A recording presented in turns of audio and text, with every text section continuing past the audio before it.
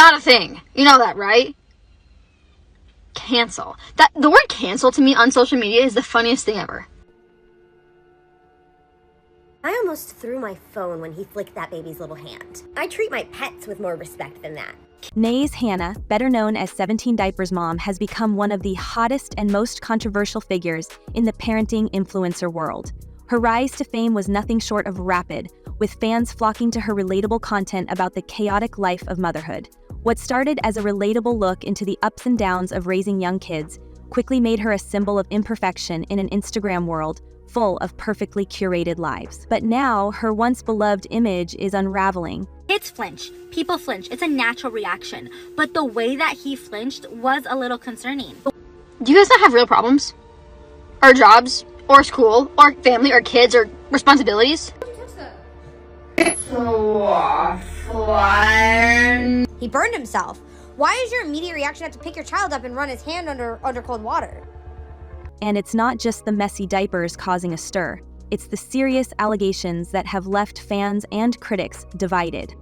At first, Naz seemed like a breath of fresh air. Her content, filled with parenting struggles and personal anecdotes, resonated deeply with mothers who felt the weight of the never-ending juggling act. But over time, cracks started to show. The internet, notorious for building people up only to tear them down.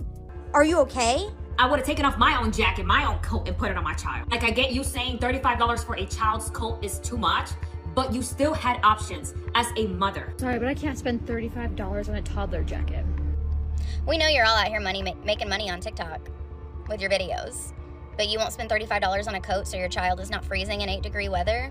Turned its attention to Naz in a way that likely blindsided her. What began as harmless jokes about the chaos in her home turned into serious accusations. Soon, allegations of neglect, mistreatment, and even potential abuse started swirling around her. The floodgates were opened. And this woman, this mother, yanks the chair and he literally collapses and falls on the floor. You literally hear him hit the ground. Oh, if this right here doesn't... Like, did you do this for views? Did you intentionally pull a chair out from your toddler to make him fall on the floor? Now things have taken a turn that no one saw coming. Reports to Child Protective Services, CPS, have surfaced, and her professional life as a nurse is under fire, with complaints being filed to the nursing board. Despite the growing storm, Naz continues to post on social media, seemingly unbothered by the intense scrutiny. I'm so sorry, Hannah. I wish I could come to your house and help you and pick up those diapers. Because not everybody has somebody to help them pick them up. It's no longer just internet drama, it's a full-blown scandal that's forcing us to question everything from parenting ethics to influencer accountability. So, where did it all go wrong? It all started with a video that quickly went viral, the one that earned Naz her infamous nickname. It showed her picking up diapers scattered all over the floor, couch, and pretty much every surface imaginable in her house. By the end of the clip, she counted a staggering 17 diapers scattered throughout the home. The chaos was real and many moms found it relatable. Let's face it, we've all had those days. But not everyone was on board. Critics slammed her for what they deemed unsanitary and irresponsible, claiming it could pose health risks to her children. And I've seen your videos saying that the amount of love and support and positivity and encouragement that you've gotten from that video has far surpassed the negative comments, and that just warms my heart so much. Naz defended herself, explaining it was a particularly tough day and not a reflection of her typical life. She was clearly overwhelmed, and many viewers appreciated her honesty. But as time went on, those once relatable, messy moments began to raise some serious red flags. With each new controversial post, That's what she's willing to show online, and that is the other thing I cannot get over. Because imagine your only clips that you have online of your kids is bad ones. Screaming, crying, you scaring them looking petrified, them throwing food on the floor, and then all you do in these voiceovers is talk bad about them. That's another point that I wanted to make. Has anybody noticed how all of her videos are just voiceovered? Doesn't that make you wonder what's going on in the background of those videos? Because I know it makes me think that way. the internet's perception of Naz shifted. And then came the video that really tipped the scales. In what seemed like an innocent family shopping trip, Naz filmed her toddler sitting in a cart as her husband handed him a box of groceries. But as the little boy reached out to take the box, something unsettling happened. He flinched. 10 diapers. Then into the bedroom. This is the corner of what my side of the bed looks like at night. It's embarrassing, I know. We've got 1, 2, 3, 4, 5, 6, 7. I think if I counted right, that's 17 diapers lying around my house. No wonder my house friggin' stinks right now. No, not just a quick reaction. It was a defensive move, as though he was bracing for impact. His face shifted in a way that was disturbing to many viewers.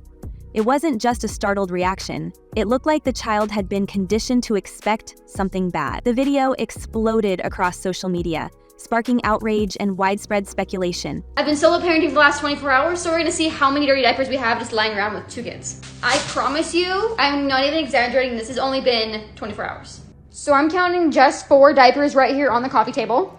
So far that's what, 7 diapers, I'm pretty sure. That's just down here, like in the kitchen living room area. Let's go upstairs.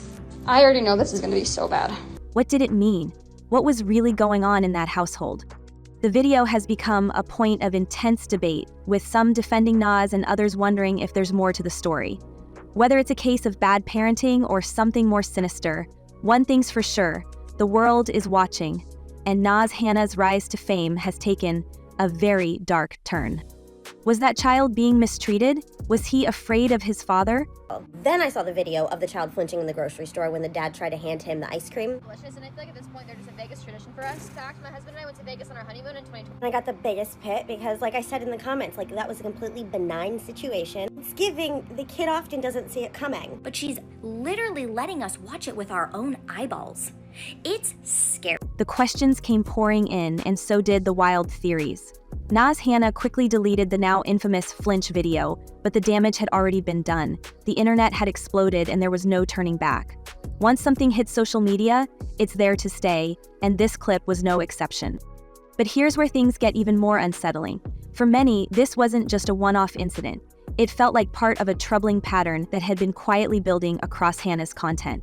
That moment, when her toddler flinched in fear of his father, became a symbol of everything people feared might be happening behind the scenes in her home. I think she's not getting what she needs out of love and attention in her marriage or potentially other areas of her life as an adult. And so typically when adults feel that way, they lash out and they find something to target. And she is the one who is targeting that baby. The food, the banging on the door, the locking him in his room, nothing sounds normal to me. And as the internet dug deeper, the theories only got darker. The flinch video may have been the tipping point, but it sent people digging through Hannah's past posts with a magnifying glass. What they found were moments that, on their own, might have seemed harmless, until you saw the bigger picture. One of the first clips to resurface showed a family outing at a restaurant. While Hannah and her husband were enjoying a meal, their toddler sat at the table without a plate in front of him. He looked visibly hungry, but his parents just kept eating without acknowledging him. It didn't end there. When the child tried to grab a fry, a completely normal, innocent thing for a toddler to do, one of the parents flicked his hand away. The expression on the boy's face after that? Heartbreaking. Videos where she like taunts the child with food, but the child is showing signs of hunger and he wants the food and he wants to eat the food that everybody's eating, and then like take it away. Or that video where they're in the car and the child's like hungry and they bought like fast food for her and her husband, but then like she gives the child like a little piece of a nugget. She's like, oh yeah, that's enough. That's enough. You don't need to eat anymore. But he's like showing that he wants more food. You know something about me? I trust behavior patterns before I trust the words coming. For many, this wasn't just bad parenting. It seemed deliberate. Why was a hungry child being ignored? Why was he denied food, left to watch his parents eat without being included? And then, of course, there was the infamous jacket incident. On a bitterly cold day, Hannah filmed herself shopping with her son, noting how freezing it was and how water had even turned to ice. As they passed the kids section, Hannah spotted a winter jacket for $35. But, in a shocking move, she passed it up, claiming it was too expensive. This baffled her followers, especially since she had posted videos showing herself spending way more on things like Starbucks drinks and home decor. The real question became, what kind of parent chooses personal indulgences over their child's basic needs? But wait, it gets worse. As more people rewatched Hannah's videos, some began to notice something chilling. Bruises on her son's face. Faint but visible marks on his cheeks and forehead popped up in several clips. Of course kids get bruises. They run, they fall, they bump into things. But given Hannah's increasingly questionable parenting choices, those marks raised more than a few red flags. Were these bruises from normal toddler accidents, or were they a sign of something more disturbing? Could they be connected to that chilling flinch? Out of your mouth. like in general. People usually like to say a lot of things like, I'm a good person, I'm a good mother, I am kind, I am nice, but their behavior patterns is who they are. Something happened. Something's happened or something is happening. The sad thing is that I was here. I was here for you, Hannah. I was in support of the 17 diaper story, but I could not support a mother who refuses to provide for her children's basic needs. While Hannah never directly addressed the bruises, the internet was buzzing. People couldn't unsee what they had seen, and the outrage only grew. For many, this was the final straw. The increasing concerns about Hannah's parenting led viewers to take action. Some even came forward on social media, announcing they had reported Hannah to Child Protective Services, CPS. They pointed to specific moments in her content, like the flinch, the food denial, the bruises, and the jacket incident, as proof of neglect and emotional harm. But it didn't stop there. Hannah's career as a nurse also came under fire. Several people reported her to the nursing board, questioning whether someone who made such troubling parenting decisions should be trusted to care for patients. For those who filed the reports, this wasn't about internet drama or cancel culture. This was about protecting a child they felt was being failed by the very people who should be keeping him safe. It's clear this story is far from over, and the more the internet digs, the darker the picture gets. Despite the growing storm of backlash, Nas Hannah is still living her best life on social media, posting videos and sharing updates as if nothing's wrong. But here's the kicker: she's turned off comments on her TikTok videos. For many, this feels like a way to silence criticism instead of confronting it head-on. If she's so innocent, why is she hiding from the very people who have questions about her behavior? In a rare moment of direct response, Hannah did address the infamous flinch video. She claimed it was all a big misunderstanding, saying her husband and son often play games where they carry each other around. Apparently, the flinch was just part of their playful routine and nothing sinister. She described her husband as a loving, caring father who would never hurt their kids, and even suggested that social media had twisted their family dynamics. But let's be real, that explanation didn't sit well with a lot of people.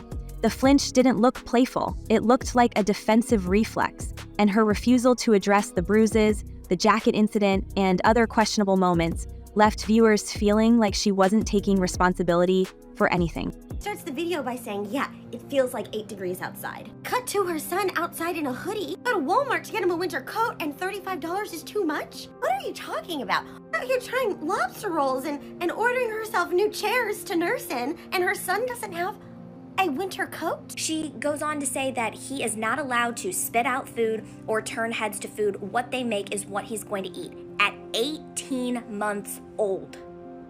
So if that was happening as an 18-month-old, what do you think is happening at 2 years old? This whole situation is starting to look suspiciously familiar to the case of Ruby Franke, another parenting influencer who faced years of criticism for her extreme methods. Despite multiple CPS visits, nothing happened until it was too late. Ruby eventually landed in jail and her kids were taken away. It's hard to ignore the eerie similarities, but both are parenting influencers whose content raised major red flags, and both saw viewers stepping in to report them. The systems meant to protect children were slow to act, and it ended in disaster. So, is Hannah's story following the same tragic path, or will authorities step in before things go too far? The real issue here is bigger than just one family. It's a reflection of a growing trend among parenting influencers who put their children's privacy and safety on the line just to get likes and followers. We've seen it before. The Jenkins family faced backlash for making their kids sleep on the floor for a viral moment. Alana Harris was accused of making her child sick for sympathy and clout, and now Hannah's facing accusations of neglecting her child in pursuit of internet fame. These cases highlight the dark side of influencer culture, where the pressure to stay relevant can lead to harmful and shocking decisions. Right now, we're left in suspense. Will CPS step in? Will the nursing board investigate Hannah's actions? Or will she continue to milk this controversy to grow her platform? One thing's for sure, this drama is far from over, and as it unfolds, it's a stark reminder of the dangers of putting private family moments on blast for the world to see. So, what do you think? Is this all just a big misunderstanding? Or are we witnessing something far more serious? Keep your eyes peeled, loves. This story isn't going anywhere anytime soon. And that's a wrap for today's video, folks. What do you think? Misunderstanding or something more serious? Drop your thoughts in the comments below, but remember, we're keeping it respectful and thoughtful. Don't forget to like, subscribe, and hit that notification bell so you won't miss any of the updates on this ongoing story. We're keeping our eyes peeled, and you should too. Thanks for watching, and I'll see you next time. Stay tuned because this drama is far from over.